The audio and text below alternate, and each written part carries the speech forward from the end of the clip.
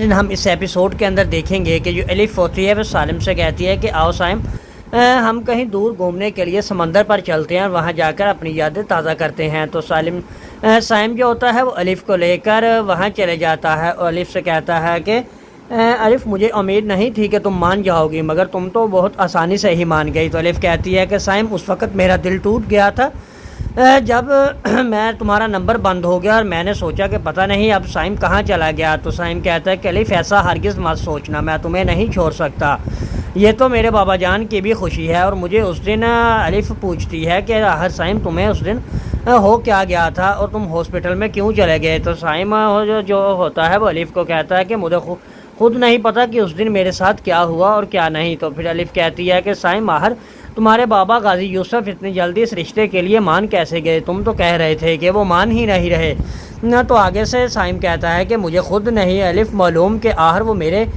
ساتھ تمہارے اس رشتے کے لیے کیوں مان گئے، یہ تو اب ان چندہ آنٹی سے ہی پوچھنا پڑے گا، کیونکہ انہوں نے ہی کہا تھا کہ تمہارے بابا جان اب مان گئے ہیں۔ وہ کہتے ہیں کہ ٹھیک ہے، سائم جہاں ہی کہیں کہے گا ہم اس کی شادی وہیں کروا دیں گے۔ اور الف اور سائم بہت خوشی خوشی رہنا شروع کر دیتے ہیں۔ ادھر جو اورنگزیب ہوتا ہے پھر وہ باہر واپس چلے جاتا ہے اور الف جو ہوتی ہے پھر سائم سے کہتی ہے کہ اب اورنگزیب بھی واپس چلا گیا ہے، اب تو میں اکیلی ہوں۔ میں تو یہی کہوں گی کہ ہم اسی گھر میں شفٹ ہو جائیں۔ تو